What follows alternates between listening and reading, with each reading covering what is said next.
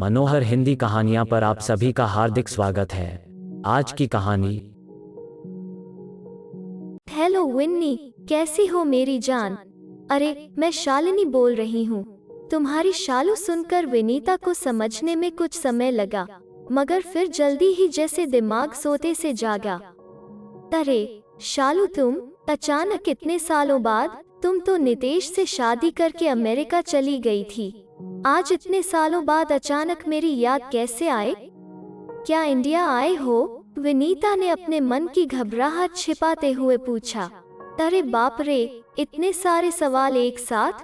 बताती हूँ, अभी तो बातें शुरू हुई हैं। शालिनी ने अपनी आदत के अनुसार ठहाका लगाते हुए कहा।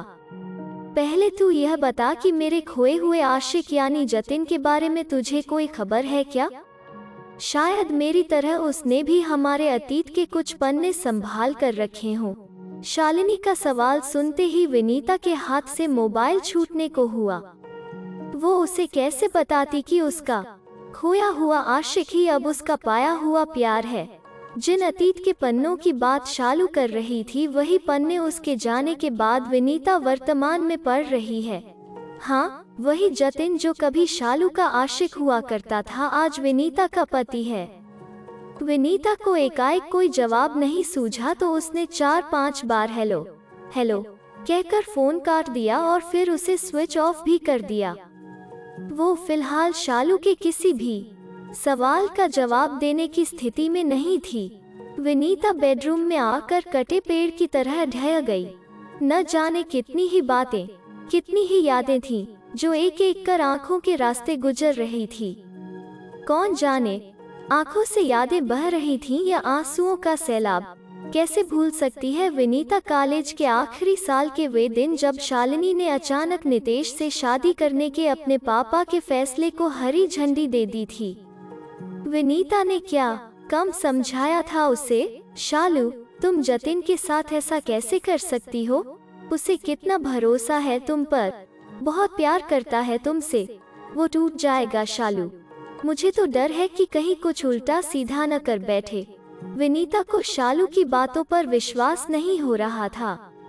एक वही तो थी इस रिश्ते की चश्मदीद गवाह। बी प्रैक्टिकल यार, प्यार अलग चीज है और शादी अलग। नितेश से जो मुझे मिल सकता है वो जतिन कभी नहीं दे सकता। नितेश एयर इंडिया में पायलट है, महानगर में शानदार फ्लैट, अच्छी नौकरी, हैंडसम पर्सनैलिटी, रोज विदेश के दौरे। क्या ये सब जतिन दे पाएगा मुझे? उसे तो अभी सेटल होने में ही बरसों लग जाएंगे, तब तक तो मैं बूढ़ी हो जाऊंगी। शालू ने आदतन ठहाका लगाया।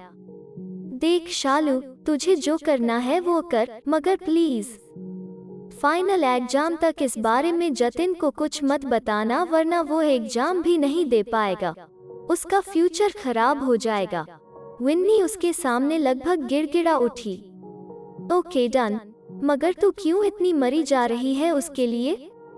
शालू विन्नी पर कटाक्ष करते हुए क्लास से चली गई। फाइनल परीक्षा खत्म हो गई। आखिरी पेपर के बाद तीनों कॉलेज कैंटीन में मिले थे। तभी शालू ने नितेश के साथ अपनी सगाई की खबर सार्वजनिक की थी। विनीता की नजर लगातार जतिन के चेहरे पर ही टिकी थी। वो संज्ञा शून्य सा बैठा था। उन दोनों को सकते में छोड़कर शालू कब की जा चुकी थी। विनीता किसी तरह जतिन को वहां से उठाकर ला पाई थी। नितेश से शादी करके 2 ही महीनों में शालू अमेरिका चली गई। फाड़ कर फेंक गई थी अपने अतीत के पन्ने।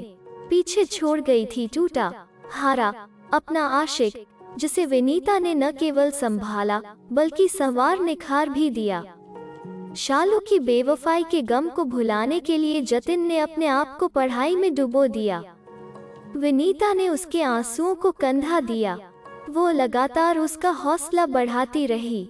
आखिर जतिन की मेहनत और विनीता की तपस्या रंग लाई। प्रशासनिक अधिकारी तो नहीं, मगर जतिन एक राजपत्रित अधिकारी तो बन ही गया था। अपनी सफलता का सारा श्रेय विनीता को देते हुए एक दिन जब जतिन ने उसे शादी के लिए प्रपोज किया, तो वो भी न नहीं कह सकी और घर वालों की सहमति से दोनों विवाह सूत्र में बंध गए। बेशक यह पहली नजर वाला प्रेम नहीं था, मगर हौले हौले हो ही गया था। तभी लैंडलाइन की घंटी ने उसे वर्तमान में ला दिया। अरे क्या बात है, तुम्हारी तबीयत तो ठीक है ना?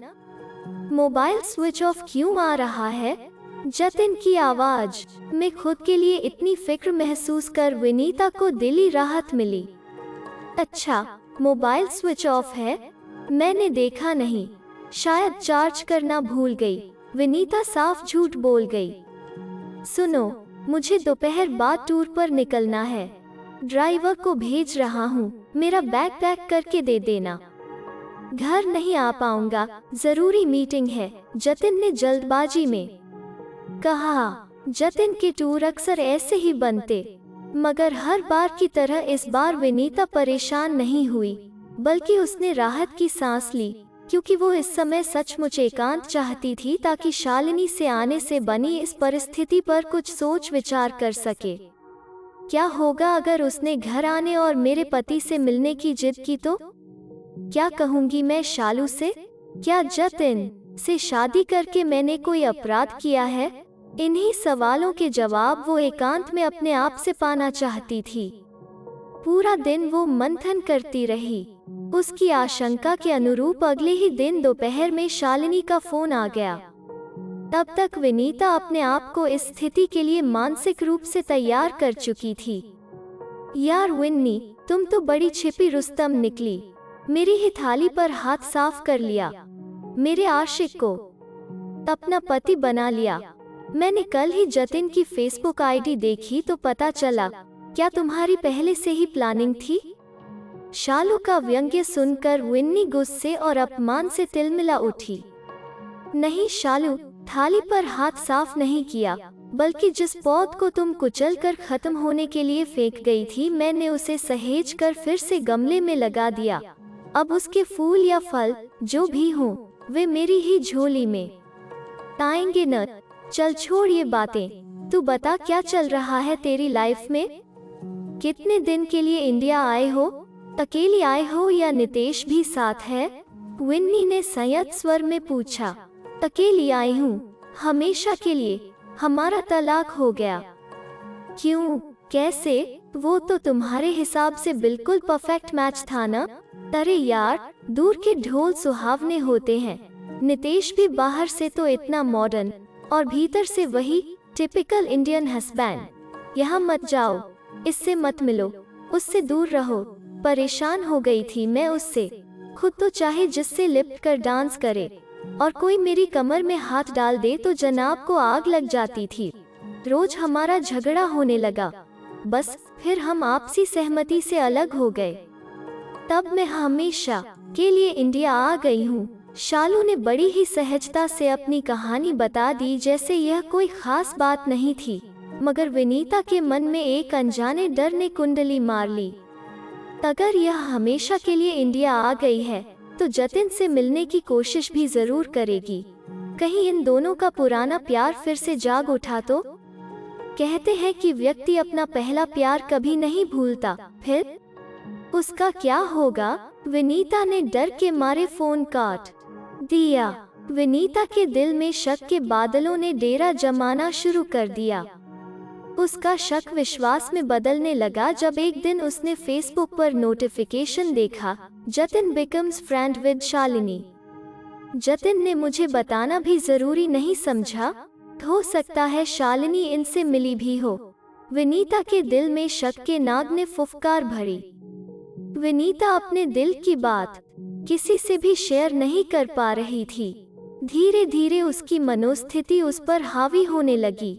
नतीजतन उसके व्यवहार में एक अजीब सा रूखापन आ गया। जतिन जब भी उसे हंसाने की कोशिश करता, वो बिफर उठती।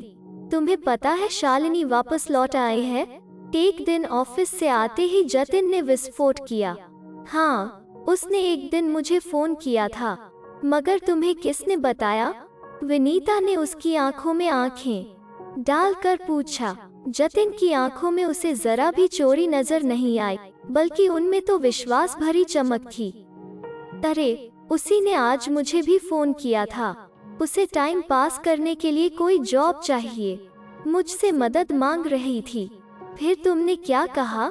एक दो लोगों से कहा है, देखो कहाँ बात बनती है। मगर तुम्हें क्या जरूरत है किसी पचड़े में पड़ने की? अरे यार, इंसानियत नाम की भी कोई चीज होती है या नहीं? चलो छोड़ो, तुम बढ़िया सी चाय पिलाओ। कहते हुए जतिन ने बात खत्म कर दी। मगर यह बात इतनी आसानी से कहाँ खत्म होने वाली थी। विनीता के कानों में रह रहकर शालिनी की चैलेंज देती आवाज गूंज रही थी। अब उसके पास शालिनी के फोन आने बंद हो गए थे। इस बात ने भी विनीता की रातों की नींद उड़ा दी थी। अब तो सीधे जतिन को ही कॉल करती होगी। मैं तो शायद कबाब में हड्डी हो चुकी हूँ। विनीता अपने आप से ही बातें करती परेशान होती रहती। इन सब के फलस्वरूप वो कुछ बीमार भी रहने लगी थी। मेरे कहने पर एक होटल में शालिनी को HR की जॉब मिल गई। इस खुशी में वो आज मुझे इसी होटल में ट्रीट देना चाहती है। तुम चलोगी? एक शाम जतिन ने घर आते ही कहा। पूछ रहे हो या चलने को कह रहे हो? विनीता भीतर ही भीतर सुलग रही थी। आजकल तुम्हें बाहर का खाना सूट नहीं करता न, इसलिए पूछ रहा हूँ, जतिन ने सहजता से कहा। विनीता कुछ नहीं बोली, चुपचाप हारे हुए खिलाड़ी की तरह जतिन को अपने से दूर जाते देखती रही। धीरे धीरे उसने चुप्पी ही साथ ली। उसने जतिन से दूरी बढ़ानी शुरू कर दी। उनके रिश्ते में ठंडापन आने लगा। वो मन ही मन अपने आप को जतिन से तलाक के लिए तैयार करने लगी। वहीं जतिन इसे उसकी बीमारी के लक्षण समझकर बहुत ही सामान्य रूप से ले रहा था। हमेशा की तरह वो उसे घर आते ही ऑफिस से जुड़ी मजेदार बातें बताता था। इन दिनों उसकी बातों में शालिनी का जिक्र भी होने लगा था। हालांकि शालू कभी उनके घर नहीं आई, मगर जतिन के अनुसार वो कभी कभार उससे मिलने ऑफिस आ जाती। वो भी एक दो बार उसके बुलावे पर होटल गया था। जतिन की साफगोई के विपरीत विनीता इसे अपने खिलाफ शालिनी की साजिश समझ रही थी। भीतर ही भीतर घुटती विनीता आखिरकार एक दिन हॉस्पिटल के बिस्तर पर पहुंच गई। जतिन घबरा गया। वो समझ नहीं पा रहा था कि हंसती खेलती विन्नी को अचानक क्या हो गया है। ठीक है, वो पिछले दिनों कुछ परेशान थी, मगर स्थिति इतनी बिगड़ जाएगी ये उसने कल्पना भी नहीं की थी। जतिन उसका अच्छे से अच्छा इलाज करवा रहा था। जतिन की गैर मौजूदगी में एक दिन अचानक शालिनी उससे मिलने हॉस्पिटल आई। विन्नी अनजाने डर से सिहर गई। थैंक यू विन्नी, तुम्हारी बीमारी ने मेरा रास्ता बहुत आसान कर दिया। तुम जतिन से जितनी दूर जाओगी वो उतना ही मेरे करीब आएगा, शालिनी ने बेशर्मी से कहा। उसने जतिन के साथ अपनी कुछ सेल्फियां भी उसे दिखाई जिनमें वो उसके साथ मुस्कुरा रहा था। साथ ही कुछ मंगड़ंत चटपटे किस्से भी परोस दिए। शालू की बातें देख सुनकर विनीता ने मन ही मन इस रिश्ते के सामने हथियार डाल दिए।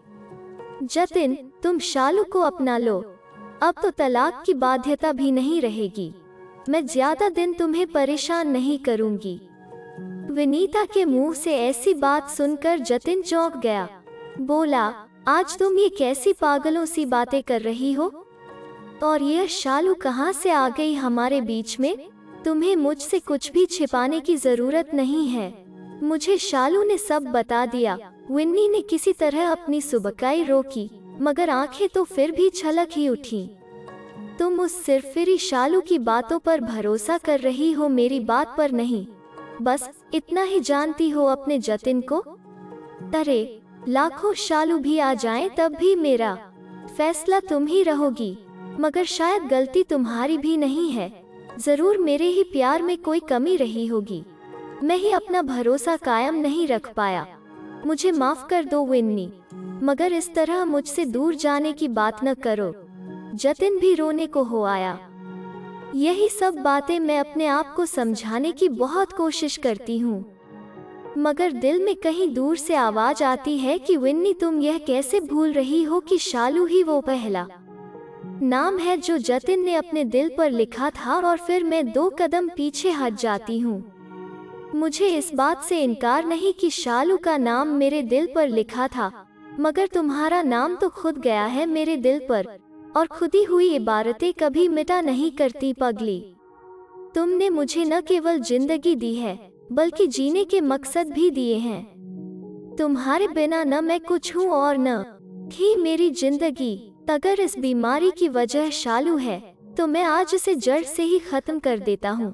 अभी होटल के मालिक को फोन करके शालू को नौकरी से हटाने को कह देता हूँ, फिर जहाँ उसकी मर्जी हो चली जाए, कह जतिन ने जेब से मोबाइल निकाला। नहीं जतिन, रहने दीजिए, शायद सारी गलती मेरी ही थी। मुझे अपने प्यार पर भरोसा रखना चाहिए था, मगर मैं नहीं रख पाए। आशंकाओं के अंधेरे में भटक गई थी। मेरी आशंकाओं के बादल अब छट चुके हैं। हमारे रिश्ते को किसी शालू से कोई खतरा नहीं। विनीता मुस्कुरा दी। तभी जतिन का मोबाइल बज उठा। शालिनी कॉलिंग देखकर वो मुस्कुरा दिया। उसने मोबाइल को स्पीकर पर कर दिया। हेलो जतिन, फ्री हो तो क्या हम कॉफी साथ पी सकते हैं? वैसे भी विन्नी तो हॉस्पिटल में है, आ जाओ, शालिनी ने मचलते हुए कहा। विन्नी कहीं भी हो, हमेशा मेरे साथ मेरे दिल में होती है। और हाँ, यदि तुमने मुझे लेकर कोई गलतफहमी पाल रखी है तो प्लीज भूल जाओ। तुम मेरी विन्नी की जगह कभी नहीं ले सकती। बाय। जतिन बहुत संयत था। बाय एंड थैंक्स शालू। हमारे रिश्ते को और भी ज्यादा मजबूत बनाने के लिए विन्नी भी खिलखिला कर जोर से बोली और फिर जतिन ने फोन काट दिया। दोनों देर तक एक दूसरे का हाथ थामे अपने रिश्ते की गर्माहट महसूस करते रहे। अगर आपको यह वीडियो पसंद आया तो इसे लाइक कीजिए, शेयर कीजिए और इस चैनल को सब्सक्राइब कीजिए। धन्यवाद।